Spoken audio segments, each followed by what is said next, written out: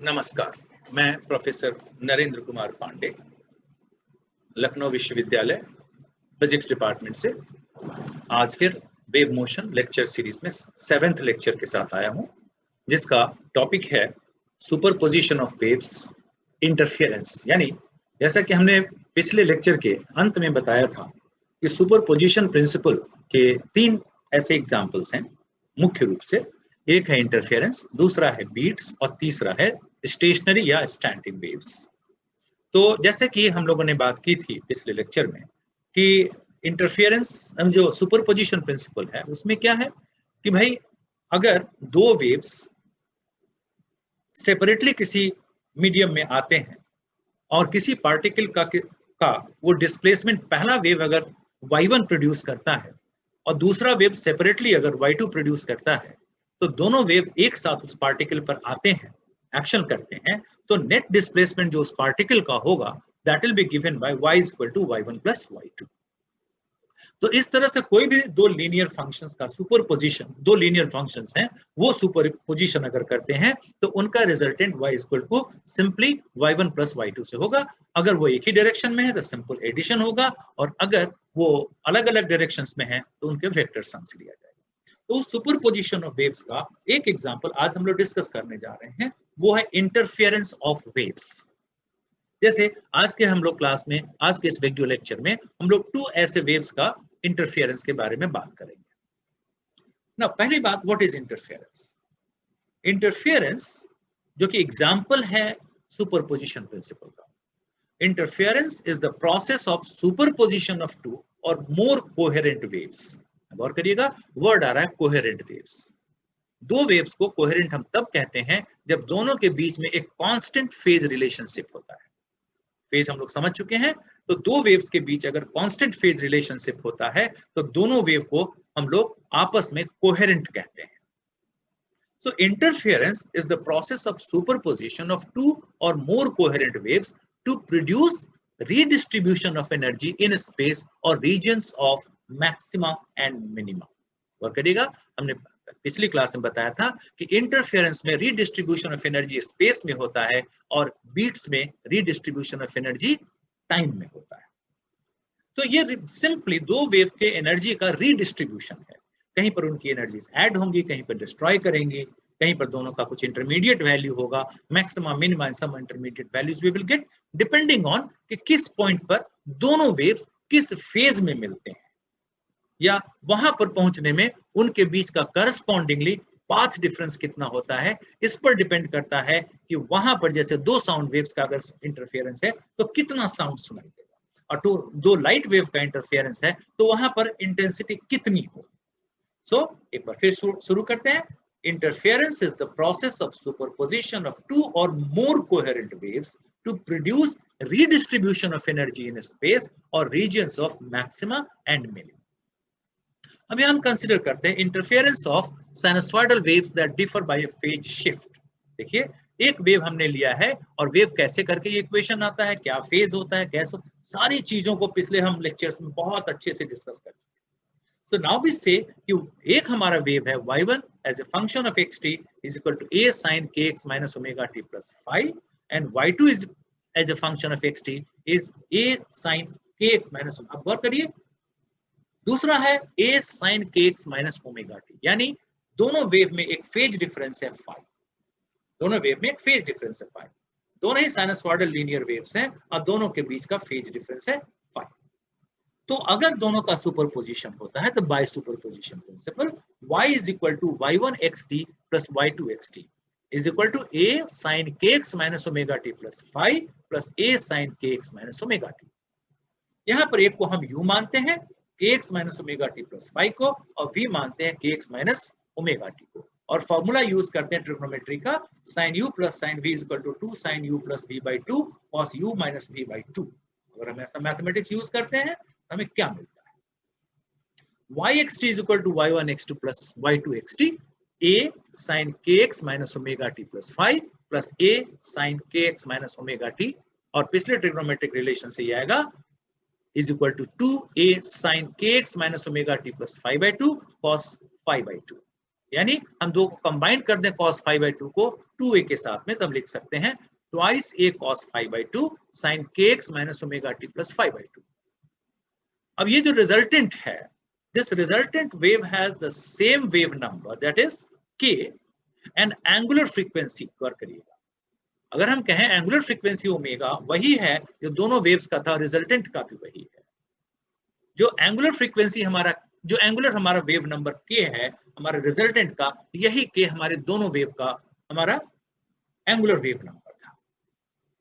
अब यहां देखिए, the resultant wave has the same wave number and angular frequency and an amplitude of 2a cos phi by 2। यानी अब गौर करिए, दोनों वेव का सेपरेट एम्पलीट्यूड a था और अब दोनों का combined amplitude twice a cos phi by 2 है।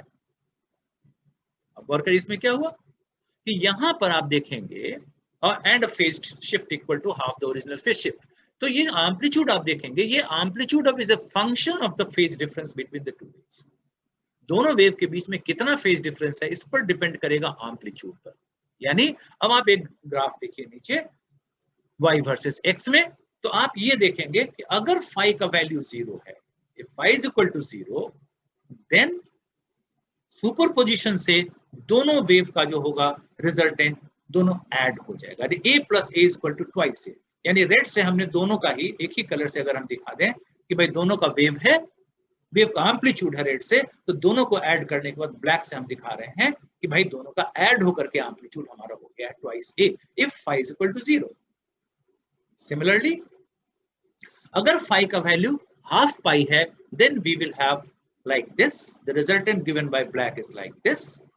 यानी एक को रेड वाले को पहले वाले में ओरिजिन से दिखाया गया है और ब्लू को अपने मैक्सिमम पर दिखाया गया उस समय, तो दोनों के बीच का फेज डिफरेंस हो गया पाई बाई 2 और रिजल्टेंट देखिए पॉइंट टू पॉइंट करस्पॉन्डेंस से इस तरह से बनेगा ब्लैक से। सिमिलरली अगर फाई का वैल्यू पाई है यानी 180 डिग्री का फेज है, तो हर एक पॉइंट पर डिस्प्लेसमेंट का वैल्यू 0 होगा जो कि एक्स एक्सिस के अलोंग ही होगा। अगर फाई का वैल्यू 3 पाई बाई 2 है, 3 पाई बाई 2 का मतलब क्या हुआ, एक ओरिजिन पर है, एक मैक्सिमम से लौटकर मीन से नेगेटिव मैक्सिमम पर गया। यानी आप देखिए जब हम 3 पाई बाई 2 कहते हैं, एक यहाँ है रेड वाला और ब्लू वाला यहाँ पर, दोनों के बीच का 3 पाई बाई 2 फेज डिफरेंस है और दोनों का रिजल्टेंट इसलिए देखिए पॉइंट टू पॉइंट, जैसे यहाँ 0 डिस्प्लेसमेंट, यहाँ इतना डिस्प्लेसमेंट, दोनों ऐड होकर ब्लैक यहाँ गया और हर एक पॉइंट पर correspondingly depending on what is the value of phi, what is the value of phi, the resultant will be given as a simple summation of the two values y1 plus y2। यानी दोनों का value add होगा depending on the phase. सो ये तो हो गया जब दोनों का फेज शिफ्ट एक दोनों में था लेकिन एम्पलीट्यूड सेम था। अब let the two interference waves जो कि हमने माना यहां पर, इनका क्या है, एम्पलीट्यूड में भी डिफरेंस है और फेज में भी डिफरेंस है।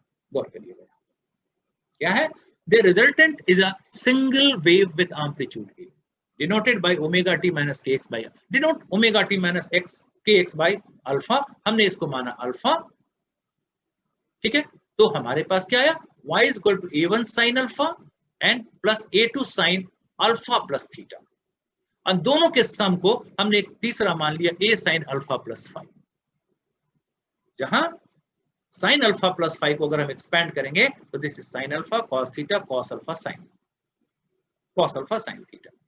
अब दोनों को हम ऐड करना चाहें, y is equal to y1 plus y2, so this is y is equal to a1 sin alpha plus a2 और हम यहां पर साइन अल्फा प्लस थीटा को एक्सपैंड कर दें एंड इन सबों का सम मान लेते हैं a sin अल्फा प्लस 5 जो कि यहां हमने प्रिज्यूम किया। then what do we get, sin alpha a1 plus a2 cos theta is equal to cos alpha a2 sin theta, ये हमारा निकल के आता है, is equal to a, मान लिया कि हमारा जिसका वैल्यू है जो हमने लास्ट वाले में माना है a sin alpha plus theta, and इसको लेफ्ट को एक्सपैंड किया और राइट को हमने लिखा, तो दोनों को एक्सपैंड करने के बाद हमें ये मिला a sin alpha cos 5 plus cos alpha sin 5। The equation is valid for any angle, that is for any value of sin alpha and cos alpha between -1 and +1। So now let us presume a1 plus a2 cos theta, इसको ये जो है इसको हमने यहाँ पर a cos phi माना और a2 sin theta को हमने a sin phi माना by correspondence with the two। अब अगर हम ये a cos phi है a sin phi, दोनों के स्क्वायर करके ऐड कर दे, तो a square cos square phi plus a square sin square phi is simply a square, and this will become a1 square plus a2 square plus 2a1 a2 cos theta, यानी intensity. अब यहां देखिए amplitude के square का एक formula निकला, और अगर हम कहें इंटेंसिटी कितनी है तो इंटेंसिटी का जो फॉर्मूला निकला I is equal to some constant of proportionality into square of the amplitude. So I is equal to k a1 square plus a2 square plus 2a1 a2 cos theta. Intensity कब maximum होगा? जब cos theta का value +1 होगा, यानी theta 0 हो, 2 पाई हो, 4 पाई हो तो इंटेंसिटी विल बी मैक्सिमम। यानी 0, 2 पाई, 4 पाई का मतलब है अगर हम इसको वेवलेंथ के टर्म में निकालें तो lambda 2 0, lambda 2, lambda 3, lambda 4 lambda. अगर हमारा पाथ डिफरेंस होगा n लैम्डा के बराबर, जहां n is equal to 0, 1, 2, 3 etcetera है, तो intensity will be maximum. Intensity minimum कब होगा? जब cos theta is equal to -1 और -1 होगा तो ये a1 minus a2 whole square हो जाएगा। तो ऐसे में कब हमारा cos थीटा -1 होगा? जब theta is equal to pi, 3 pi, 5 pi up to 2n minus 1 pi है, जहां n is equal to 1 to 3 है। करस्पॉन्डिंगली जो हमारा पाथ डिफरेंस होगा वो odd multiple of lambda by 2 हो जाएगा, 2n minus 1 by 2 lambda. So this way intensity जो हमारा पहले जो हमारा था दो वेव से, एक का एम्पलीट्यूड a1 था, एक का एम्पलीट्यूड a2 था, तो पहले वाले की इंटेंसिटी कांस्टेंट थी a1 स्क्वायर, दूसरे की a2 स्क्वायर थी। दोनों को अगर हम कंबाइन करते हैं सुपरपोजिशन के कारण, तो नेट इंटेंसिटी किसी भी पॉइंट पर स्पेस में जो होगा that will be given by the formula that is a1 square plus a2 square plus 2a1 a2 cos theta. यानी कहां इंटेंसिटी मैक्सिमम होगी? जहां cos थीटा +1 होगा, यानी a1 plus a2 whole square होगा, यानी दोनों के एम्पलीट्यूड ऐड हो जाएंगे।